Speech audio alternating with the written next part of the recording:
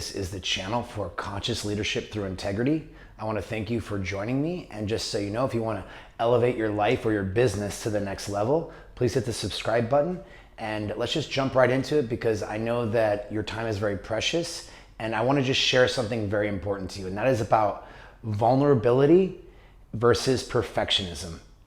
My whole life, I was raised in a very male, egoistic environment. And for me, that was a place where, being vulnerable was not accepted. You had to be tough. You had to show up. My father was born in the 1930s. He had me at a very late age. It's a completely different culture. And weakness, any sort of weakness, was just not acceptable. You couldn't even show your emotions, your feelings, because it made you weak. But the problem with that is when you don't shine light in on the weaknesses, you're just hiding. See, you're hiding from everything. Now, I'm not saying you have to go out there and throw your vulnerabilities out in the middle of social media or in the street, although I do think there is a connecting piece that when you're truly vulnerable with the people around you, they feel safe and they feel more connected to you to be vulnerable themselves. And that's where intimacy happens. That's where true connection takes place. But if you're not ready for that yet, just know that being vulnerable with yourself versus always trying to be right all the time is actually going to bring you to the top of your field, of your industry, of your life much faster, much more efficiently. And let me explain to you why.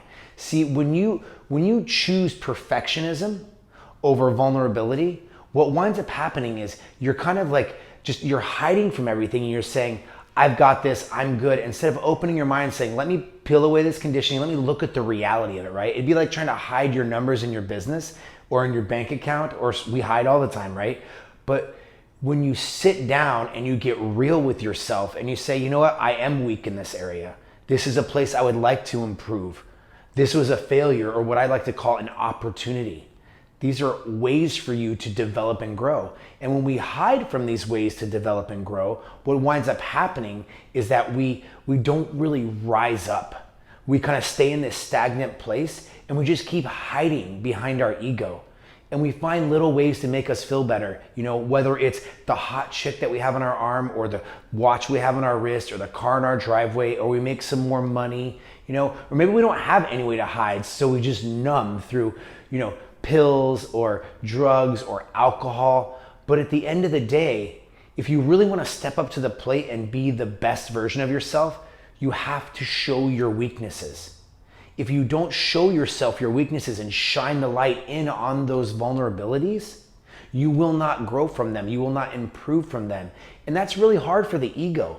I've fought it so many times in my life, and I've noticed with a lot of clients, they want to fight, oh, I don't need that. Oh, I'm good here. And I don't even understand. It's like a conditioning that we were taught, right? Like, it doesn't even make any sense to me.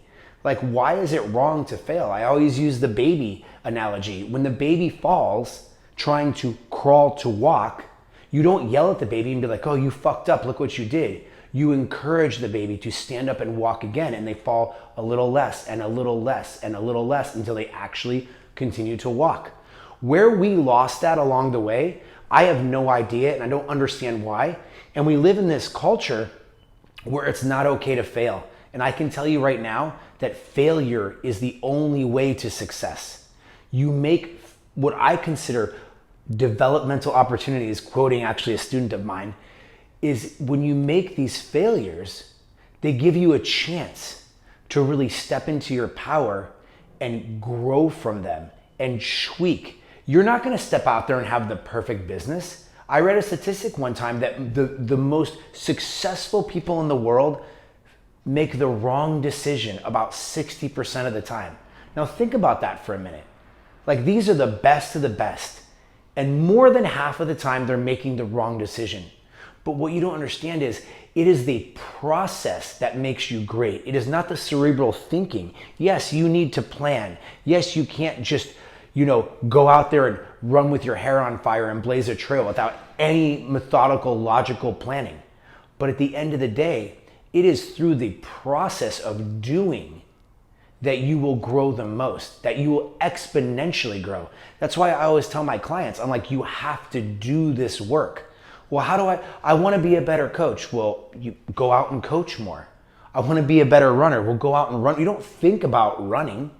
You know, you might plan out your schedule for the week, but you got to go do it.